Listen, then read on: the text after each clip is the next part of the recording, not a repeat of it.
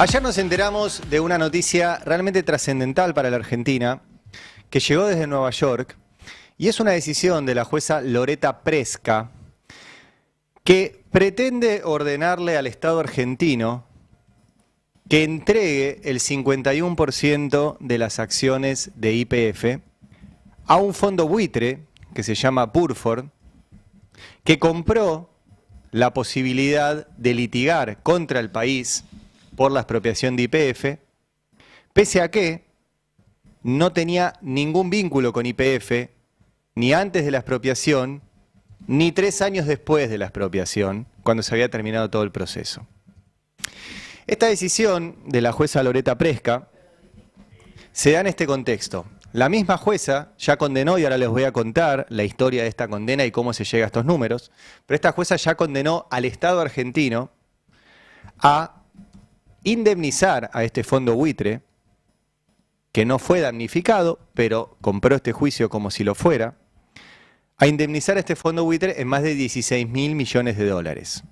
Una cifra absolutamente sideral, impagable, pero que muestra, y por eso creo que hoy es el tema del día, que este es el juicio del siglo, que la Argentina no tiene un juicio de esta magnitud, que casi no hay, de hecho es uno de los más grandes de la historia, en Estados Unidos, por la magnitud de la guita que estamos hablando, y que el país ya tiene una condena absolutamente irregular, y ahora les voy a mostrar por qué este juicio, si se hubiera hecho en la Argentina, pese a todo lo que sabemos del Poder Judicial argentino, nunca hubiera terminado así. Solamente en Estados Unidos termina así, por un detalle, que ahora se los voy a explicar más largo, pero que es que se agarran de un pedacito del estatuto de YPF, que es un pedacito de un estatuto de una empresa privada, y en Estados Unidos dicen que ese estatuto está por encima de la ley argentina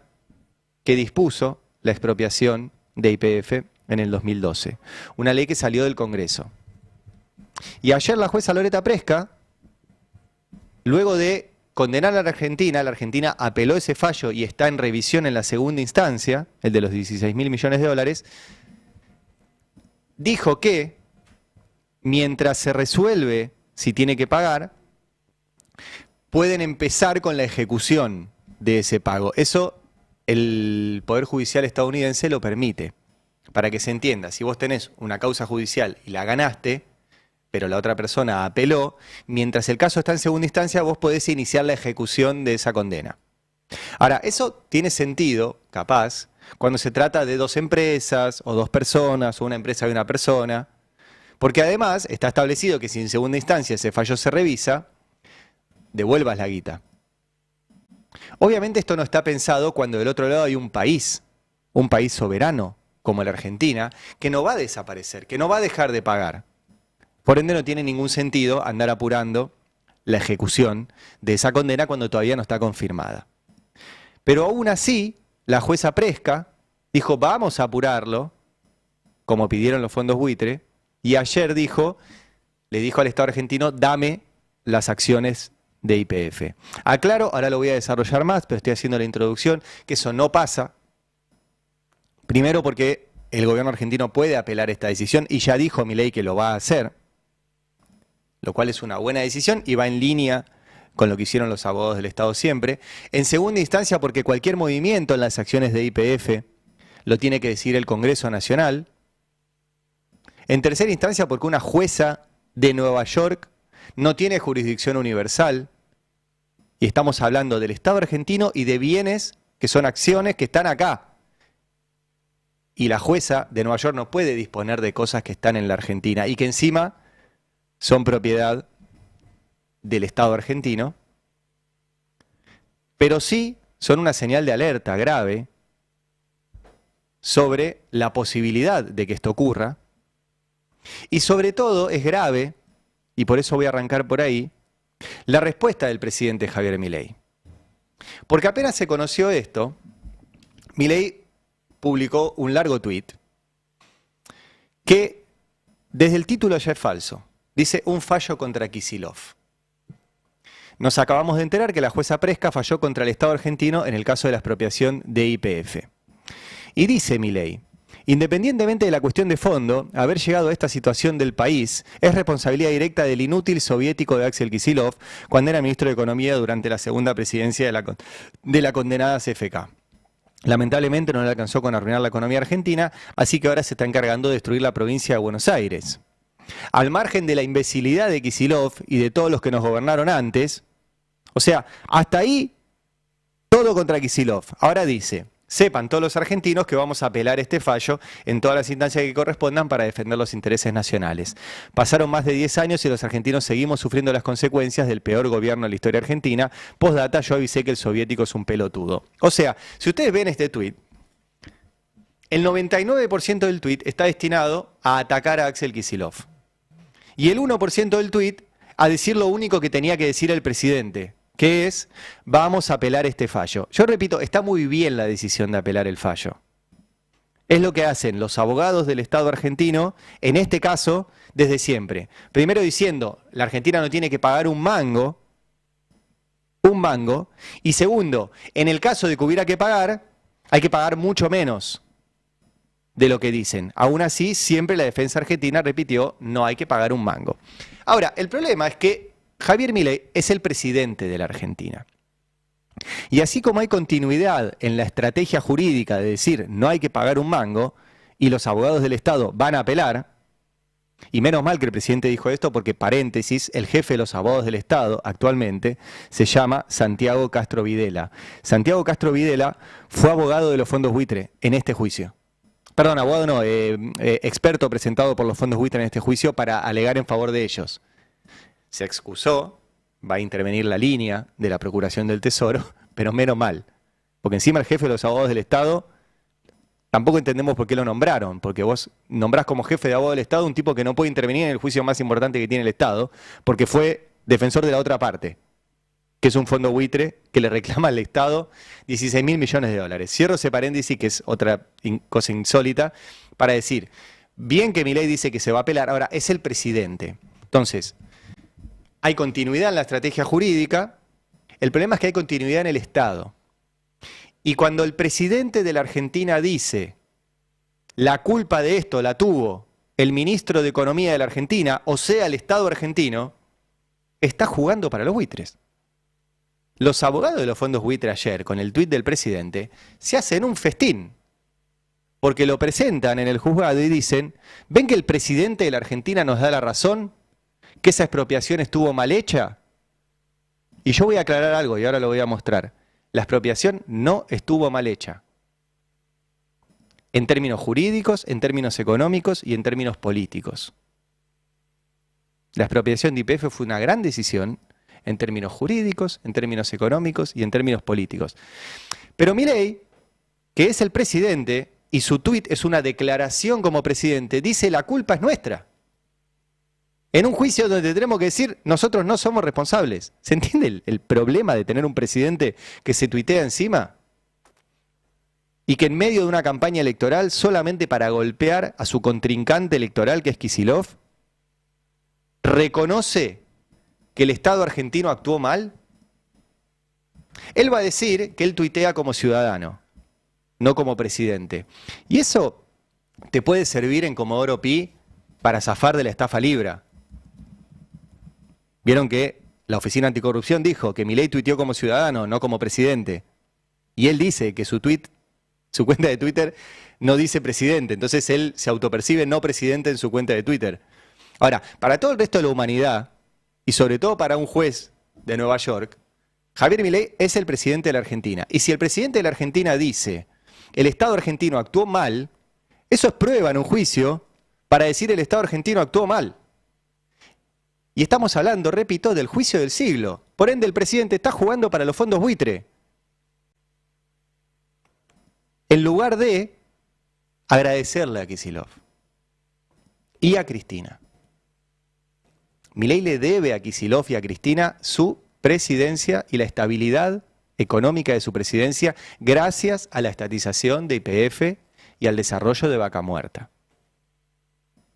No estarían acá, sin eso. Ahora les voy a mostrar los datos. Pero el primer dato que quiero mostrarles es este. La irresponsabilidad de Milei de tuitear como presidente reconociendo que el Estado argentino actuó mal en el juicio más importante que tiene el Estado argentino. No se puede entender. No se puede entender, realmente.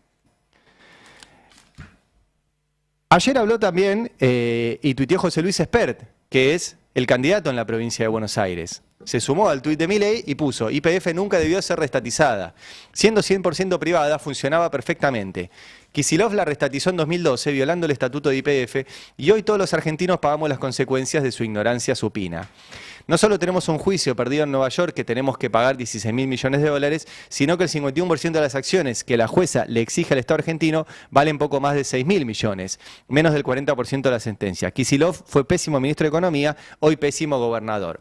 De vuelta, o sea, le dan argumentos a los buitres, solamente para hacer campaña, y además es mentira. Y además es mentira. Vamos a ver simplemente la producción de petróleo de YPF. El gráfico. Para los que estén en YouTube les va a quedar muy claro, para los que estén en radio se los cuento. Básicamente el gráfico va de enero de 2002 a 2012, que fue la estatización. La YPF privada en producción de petróleo es una flecha para abajo. Cada vez menos petróleo. ¿Por qué? Y ahora se los voy a contar más en detalle, pero básicamente porque Repsol no quería producir más petróleo, simplemente quería sacar toda la ganancia que quisiera de los pozos que tenía, dejó de explorar tanto petróleo como gas y eso hizo que bajara la producción y nos llevó a una crisis energética, porque mientras YPF producía menos, el país crecía en términos industriales y de producción y necesitaba más nafta. Entonces teníamos la petrolera más importante produciendo menos porque no les importaba y el país creciendo y produciendo más y necesitando más nafta. Cuando se estatiza, a partir de ahí, la flecha sube. Con la YPF estatizada, cada vez produjo más petróleo y cada vez produjo más ganancias, pero en vez de fugarlas, las reinvirtió. Y las reinvirtió en vaca muerta, por ejemplo. La decisión de restatizar YPF vino de la mano de apostar a vaca muerta. Y la que apostó fue la YPF en manos del Estado, y atrás vinieron todas las petroleras privadas. Y Milei le tendría que agradecer a Kicillof y a Cristina, porque este dólar barato, que hace que se vayan y que tenga una sangría de dólares sistemática por compras en el exterior, por viajes, etc., lo está salvando vaca muerta. Poneme el gráfico de cómo vaca muerta salva a Milei. El gráfico de vuelta, los de YouTube lo van a entender muy bien, los de la radio se los cuento. Hay una línea verde que es la balanza de servicios, o sea, los dólares que se van. Y es una línea que va para abajo en 5.600 millones de dólares. Y una línea azul que va para arriba, que es la balanza energética, que es vaca muerta, que da 6.000. La cuenta de esto te da casi cero. ¿Por qué? Porque vaca muerta genera 6.000 millones de dólares y los mismos 6.000 millones de dólares se van por dólar barato en la balanza de servicios. Sin vaca muerta, esta cuenta no daría cero, daría menos 6.000. O sea que Milei tendría que estar agradeciéndole públicamente a Cristina y a Kicillof, por lo menos en términos económicos, haber recuperado la YPF que estaba privatizada en manos de Repsol. Ayer le contestó Kicillof, ¿sí?, en un largo tuit donde anunció, entre otras cosas, que va a hacer una conferencia de prensa hoy a las 6 de la tarde por este tema. Puso la entrega avanza. Una jueza de Estados Unidos, sucesora del inolvidable juez Griesa, acaba de decidir de nuevo contra la Argentina y en favor de los fondos buitre, exigiendo que el Estado argentino, soberano, entregue el 51% de las acciones y el control de YPF. Se trata de un disparate jurídico y de una intolerable intromisión sobre nuestra soberanía, pero lo más grave y sorprendente no es el fallo ni el comportamiento de esta jueza. Lo más peligroso es que el propio presidente argentino elija ponerse del lado de los poderes extranjeros y no del lado de los intereses nacionales que debe representar y proteger. No hace falta una investigación muy profunda para advertir el vínculo entre la pasión norteamericana de nuestro presidente y esta noticia. Algunos todavía se preguntan por qué Milei viaja tanto al país desde el cual salió este fallo. Se nota mucho. Casualmente anoche el presidente estuvo varias horas paveando en un canal de streaming disfrazado con un mameluco de la empresa que quiere entregar y cuya importancia estratégica ignora completamente. A esta altura, ¿qué duda cabe de que este gobierno nacional, entre comillas, no defiende a la Argentina, defiende los intereses de Estados Unidos y de las finanzas y de las empresas extranjeras? Al respecto, su candidato en provincia lo acaba de confesar sin disimulo. Aspiran a privatizar YPF. En virtud de la gravedad de tal riesgo, mañana realizaré una conferencia de prensa a las 6 de la tarde. Está otra vez en peligro un factor crucial para el futuro de nuestro país. Y luego dedico un párrafo justamente a la recuperación de YPF, que dice: recuperar YPF fue una de las decisiones más importantes de nuestra historia reciente, valientemente tomada por el gobierno de Cristina y respaldada en el Congreso por casi todas las fuerzas políticas. Desde su recuperación, la empresa volvió a producir, invertir, crecer, generar empleo, y que Vaca Muerta se convirtió en un potencial que todos reconocen porque se recuperó YPF. Sobre todo, YPF volvió a estar al servicio del desarrollo nacional y ahora vienen por eso. Ayer Experta habló del tema, ¿sí? En TN. Vamos a escucharlo. Kicillof, con este fallo que tuvimos hoy en contra de la jueza Prespa, ¿no? O sea, somos conscientes de que cuando se expropió YPF con el 51%, el argumento del kirchnerismo en aquel momento, 2012, si no me equivoco, era recuperamos YPF, y hoy estamos perdiendo lo mismo que decían recuperar a mano los fondos buitres. Pues cuidado. 16.000 millones de dólares. Sí, que además, eso es otro tema. Pero acá nos dijeron hace 13 años que era recuperar YPF para todos los argentinos. Hoy se lo estamos entregando a los fondos buitres con este fallo. Y después viene la plata. La mitad de YPF, que es lo que tiene el Estado Nacional, no tiene más, vale 6.000 millones de dólares. El fallo es por 16. O sea, ¿cómo lo vamos a pagar? Bueno, eso ha sido Kicillof, eso ha sido la Cámpora, eso es Cristina. O sea, la sensación de impunidad mezclado con soberbia y mezclado con mucha ignorancia. Porque el contrato de YPF te decía en el 2012 que vos no podías hacer lo que hicieron, pero lo hicieron. Bueno, ahora sí le voy a dedicar un rato a la historia para que se entienda. Y espero aportar un material, por si quieren discutir este tema, que pueda circular y que se entienda cómo es esta historia. ¿De qué se trata este juicio? Vamos para atrás. 2012, no Kicillof, no Cristina. Obviamente Cristina era la presidenta, Kicillof el ministro de Economía. Pero el que decidió la expropiación de YPF fue el Congreso Nacional, que lo votó el 3 de mayo. La expropiación fue del 51% de la empresa. Entonces, primera pregunta, ¿por qué no el 100%? ¿Por qué no expropiar el 100% de la empresa? Bueno, ahí hay una decisión económica y política de que la empresa fuera mixta, de que el 49% quedara en manos de privados por las relaciones que tenía YPF en el mercado. YPF ya cotizaba en Nueva York y fue una decisión. Por ende, lo que hizo Kicillof fue cumplir con lo que le dijo el Congreso. ¿Qué le dijo? Andá y expropiar el 51%. Y punto. Si Kicillof no hubiera cumplido lo que le dijo el Congreso, tendría que estar preso, pero por no cumplir, por no expropiarla. No por expropiarla. De hecho, la ley declara de interés público nacional el autoabastecimiento de hidrocarburos. Ese es el artículo número 1. Y después establece los términos de la expropiación del 51%. Ese es un primer dato importante, ¿sí? Ahora, ¿por qué era necesario expropiar YPF? Por lo que les expliqué hace un rato. YPF, que primero en términos simbólicos y históricos, fue creada por el Estado. 1922, ¿sí? Hace poquito cumplió 100 años. La creó el gobierno de Hipólito Yrigoyen. La conducía el general Enrique Mosconi. Y fue importante esa decisión para no depender de las petroleras extranjeras solamente a la hora de tener soberanía en términos energéticos. ¿Qué hizo Menem? La privatizó. Antes que eso había privatizado un montón de cosas, entre ellas los canales de televisión, sobre todo Canal 13, que se lo entregó al Grupo Clarín, para que apoyaran después todo el resto de las privatizaciones. Y privatizó YPF. ¿Qué decían para privatizar YPF? Que daba pérdidas. que daba pérdidas. Obviamente ocultaban que YPF daba pérdidas porque la dictadura había utilizado YPF para endeudarla, traer dólares y usarlos, esos dólares, para hacer los gastos en pesos. ¿Les suena la mecánica? ¿Endeudarse en dólares para después tener gastos en pesos? Es lo que hicieron después todos los gobiernos de derecha, lo que hizo Macri, lo que hace Milei. Bueno, la dictadura hacía eso. No privatizó, no regaló YPF, simplemente la endeudó 123 veces. 123 veces endeudó a YPF. Entonces Menem dijo, la privatizo. Y privatizó toda, entera YPF. Las acciones de acá, las acciones en Nueva York, etc.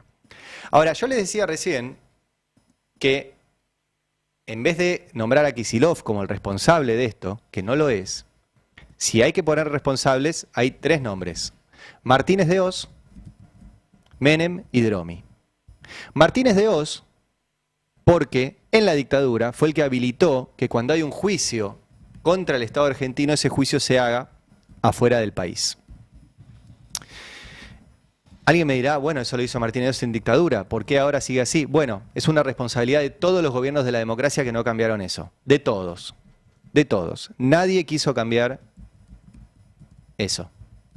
11 de diciembre del 27 es un tema para tocar. Después vino Menem y firmó un montón de tratados de protección de inversiones que se sumaron a esa lógica de Martínez de Oz, que les daba protecciones a las inversiones extranjeras absolutamente leoninas y además les habilitaba la prórroga de jurisdicción, como se llama, que los juicios sean afuera del país. Tampoco nunca nadie cambió eso. Cuando preguntaste dicen, bueno, el problema es que cuando lo cambiás, esos mismos tratados tienen una cláusula que dice, bueno, se extiende durante una determinada cantidad de años después de que vos lo das de baja. Y después viene otro gobierno y lo vuelve a dar de alta. ¿Puede ser un argumento válido? Pero ni siquiera lo intentaron.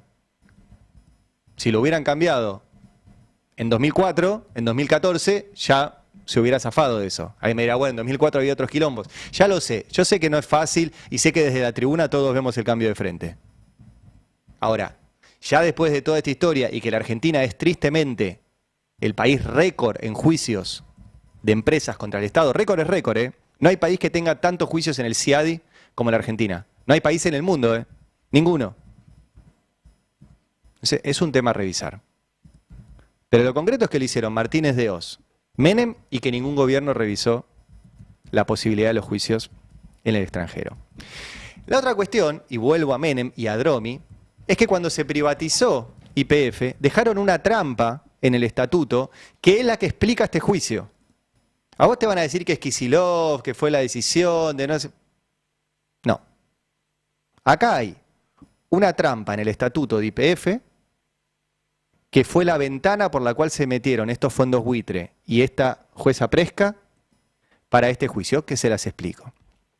En el estatuto, en el artículo 7, pusieron una cláusula que decía que si alguien quería volver a adquirir, y no es menor la palabra adquirir, el 51% de la empresa, tenía que hacerle una oferta pública de acciones, lo van a leer en algunos lugares como OPA, oferta pública de acciones, a el otro 49%. ¿Qué es una oferta pública de acciones?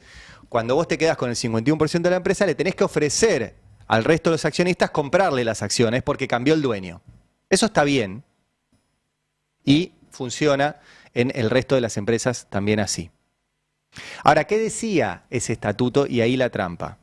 Que tenía que ofrecerle al otro 49% un precio muchísimo más alto que por el otro 51%. Muchísimo más alto.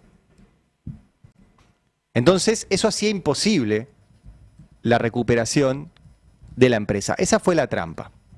¿Por qué digo la trampa? Porque cuando el Congreso argentino decidió en 2012 expropiar el 51%, no adquirir, expropiar, son dos palabras distintas, por ende, dos situaciones jurídicas distintas. No es que el Estado argentino fue y compró el 51%, expropió el 51%. No hizo la oferta pública de acciones que establecía ese estatuto. Y acá viene la clave de este juicio. Tenemos una ley del Congreso argentino y tenemos un estatuto de una empresa privada. ¿Qué vale más? ¿Qué tiene mayor jerarquía? Bueno, para la ley argentina, para cualquier juez de la Argentina, una ley está muy por encima, pero muy lejísimos por encima del estatuto de una empresa privada. Para que se entienda, si un estatuto de una empresa privada dice, nosotros no pagamos impuestos, y la ley argentina dice, tenés que pagar impuestos, ¿qué vale? ¿Que tiene que pagar impuestos o lo que dice el estatuto de la empresa privada? Vale la ley. ¿Sí? Si un estatuto de una empresa privada dice, acá tenemos esclavos, ¿puede hacer eso? ¿O está por encima de la ley? Está por encima de la ley. Bien. Entonces, un estatuto de una empresa privada dice, tenías que hacerle una oferta pública al resto de los accionistas y pagarle muchísimo más de lo que valen las acciones. Y la ley que salió del Congreso dice, se expropian. Y se cumple el procedimiento de expropiación, que es muy claro. Se declara de utilidad pública, sale una ley del Congreso y se le paga además, se le paga por esa expropiación. No se le roba, se le paga. Y todo eso se cumplió. Se declaró de utilidad pública, salió una ley y se le pagó a Repsol 5.000 millones de dólares en 2014. Por eso. Y ustedes me dirán, si vos decís que una ley está por encima de un estatuto de una empresa privada, ¿por qué estamos en este quilombo? Bueno, porque el juicio no se hizo acá.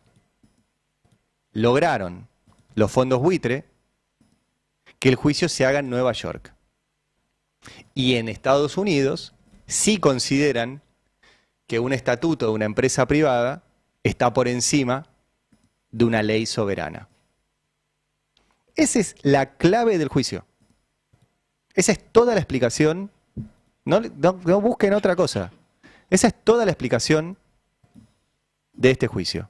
Esa trampa que dejaron y que lograron, a través de un montón de manejos judiciales, que el juicio, en vez de estar acá, como peleó el Estado argentino para que estuviera acá, esté en Estados Unidos. Después empezó la discusión por los números. Obviamente, repito, la defensa de la Argentina siempre dijo, no hay que pagar un mango.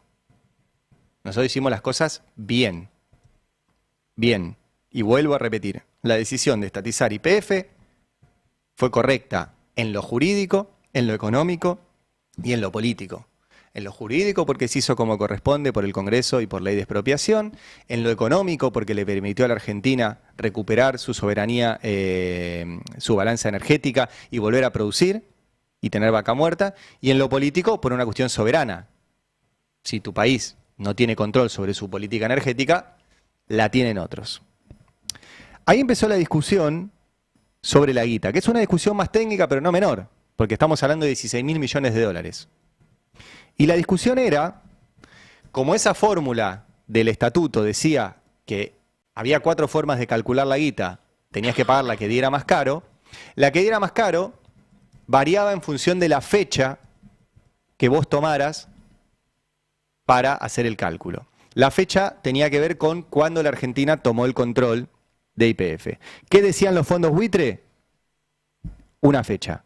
¿Qué decía que es el decreto de intervención de la empresa? Porque vale aclarar, antes de que el Congreso tratara el tema, Cristina intervino la empresa, porque si no se iban a enterar que se estaba tratando la expropiación y la iban a vaciar. Entonces vos tenías que intervenirla para dejar todo como estaba, mientras se trataba en el Congreso eso. Ahora, cuando vos intervenís una empresa, no tomás el control de la empresa. Tomás el control de la empresa cuando efectivamente se sanciona la ley de expropiación. Bueno, no, la jueza Presca les dio la razón a los buitres y tomó la fecha del decreto de Cristina. Solo esa decisión cambió 3.430 millones de dólares. 3.430 millones de dólares. Y la otra decisión que tenía que tomar la jueza Fresca era la tasa de interés. ¿Qué pidieron los fondos buitre? Entre el 6 y el 8%. ¿Sí? Y además, que contaran desde el 3 de mayo, que es cuando el Congreso votó la expropiación, no cuando Cristina firmó la intervención. Entonces, para calcular una parte de la guita, la jueza tomó el día que Cristina decreta la intervención. Y para calcular los intereses, la jueza tomó el día que efectivamente se expropia. Y nunca explicó por qué tomó 2 fechas distintas en un mismo fallo. Ahora, la consecuencia de todo eso es que por la toma de posesión son 8.430 millones de dólares y por la tasa de interés 7.620 millones de dólares. Eso es lo que te da más de 16.000 millones de dólares de este juicio. La jueza decidió esto contra el Estado argentino. En un fallo anterior dijo YPF no tiene nada que ver. Aclaro esto, que es importante, porque lo que dijo la jueza es la empresa YPF no es responsable de que el Estado haya expropiado y no haya cumplido el estatuto de la empresa. Entonces quedó la empresa fuera y condenó al Estado. Y esa decisión está ahora en revisión en la Cámara de Apelaciones. Mientras eso está discutido, es que la jueza, a pedido también de los fondos buitre, acelera la ejecución de esa condena y pretende ordenarle al Estado argentino que entregue como parte de pago las acciones. ¿Puede pasar esto? Bueno, en principio no, por dos cosas. Primero, porque Milei ya adelantó que el Estado va a apelar, lo cual está bien. Segundo, porque la misma ley de expropiación de las acciones dice en su artículo 10 que cualquier transferencia de acciones de YPF, que están en manos del Estado, tiene que pasar por el Congreso y lo tiene que votar, dice la ley, 2/3 partes de los miembros. Está discutido, se los reconozco, si tiene que ser por 2/3, porque una ley votada por mayoría simple, algunos te dicen no puede imponer una mayoría de 2/3 para tomar otra decisión. Es una discusión. Lo que no está en discusión es que cualquier transferencia de acciones de YPF tiene que pasar por el Congreso. Eso no está en discusión. Para nada. La otra discusión es la de los fondos buitre. Cualquiera que escucha esto diría, los fondos buitre eran los accionistas de YPF y por eso hay que indemnizarlos. Bueno, ¿sabés que no? ¿Sabés que no? Burford Capital, que es este fondo buitre que maneja este juicio, no estaba en YPF. No estaba. No estaba en la privatización, no estaba en 2012 cuando se expropió, no estaba. Aparece recién en 2015. Vos decís, ¿cómo en 2015? Si la expropiación fue en 2012. Si en 2014 se le pagó a Repsol por esa expropiación. ¿Por qué aparece un fondo buitre comprando este juicio? Bueno, explico. Teóricamente el juicio lo tenían que hacer los Eskenazi, que eran los que habían entrado por el grupo Petersen, que era el grupo de ellos, a YPF, y que reclamaban esto. Ahora, el problema es que los Eskenazi, para entrar a YPF, habían pedido un crédito. ¿A quién se lo habían pedido? A Repsol y al Credit Suisse. Y con eso pagaron su ingreso a YPF, y entonces le tenían que ir devolviendo ese crédito a Repsol y al Credit Suisse. ¿Cómo lo devolvían? Bueno, como les conté hace un rato, YPF, en lugar de producir, solamente sacaba ganancia. Y con eso iba pagando el grupo Petersen, la familia Eskenazi, ese crédito que había pedido. Cuando se estatiza, una de las decisiones es dejar de mandar guita para afuera y reinvertir las ganancias de YPF en la Argentina, hacerla producir, desarrollar vaca muerta. Entonces, el grupo Petersen, la familia Eskenazi, se queda sin ese flujo de guita. Entonces quiebra. Porque no producían, porque era simplemente un pase de manos. ¿Se entiende lo que hacían? Toda la ganancia de YPF, en vez de reinvertirse, se iba para afuera de España a pagar ese crédito. Que era encima con la propia Repsol y con el Credit Suisse. Bueno, ahí aparece este fondo buitre Burford, que le dice a los Eskenazi, te compro la posibilidad de hacerle un juicio a la Argentina, a vos que fuiste supuestamente damnificado. Y esa es una de las cuestiones también a discutir en esto. ¿Cómo puede ser que se compren los juicios? Si no fue el damnificado el fondo buitre. Esa es una gran discusión, ya no de la Argentina, sino a nivel global, que se habilita que un fondo de inversión que no produce y que no genera laburo, simplemente haga una inversión especulativa, comprando un juicio contra un país en una jurisdicción como la de Estados Unidos que le conviene, para después sacarle una millonada de plata. Y millonada es millonada. Burford pagó 18 millones de dólares para quedarse con el control y el manejo de este juicio. Se puede llevar 16.000 millones. Es una ganancia del 20.000% en dólares. Sin producir un barril de petróleo. Sin generar un puesto de laburo. Sin hacer un pozo. Sin explorar. Sin nada. Comprando un juicio en el cual no tiene nada que ver. Es un tema a debatir junto con los juicios en el extranjero. Los juicios en el extranjero es un tema nuestro. La compra de juicios es un tema global. Pero es un tema para poner a discusión en este momento. Y llegamos a hoy con un gobierno que, repito, está jugando a favor de los buitres. En lugar de agradecerles a Cristina y a Kicillof, que le están salvando las papas, gracias a esa decisión histórica de recuperar YPF. Que encima fue por el Congreso, por ley y como corresponde. Y que nos generó este juicio, que es absolutamente impagable, y que ahora pone en riesgo la propiedad del Estado sobre las acciones que tiene en la petrolera. Repito, el gobierno va a apelar, tiene que hacerlo, y además cualquier transferencia de acciones de la petrolera tiene que pasar por el Congreso. Ahora, este es el juicio del siglo. El juicio del siglo. Y que el presidente, en un berretín electoral, reconozca que el Estado actuó mal públicamente, es grave. Porque le estás dando argumentos a este fondo buitre para que diga, el presidente de la Argentina nos da la razón. Y Milei va a decir, no, pero yo tuiteé como ciudadano, no tuiteé como presidente de la Argentina. Bueno, eso no se lo puedes explicar a nadie en el mundo. Y esta es la situación, repito, de este juicio, que es el juicio del siglo. Por eso es tan importante, por eso tuiteó el presidente, por eso están todos hablando de esto y por eso Kicillof hoy a las 6 de la tarde va a dar una conferencia de prensa para hablar de este tema. Bueno, ¿cómo la ves, Beldic, todo eso? No sé si viste, el tuit de Milei fue realmente insólito. Sí, fue un tuit, te decía, casi automático, ¿no?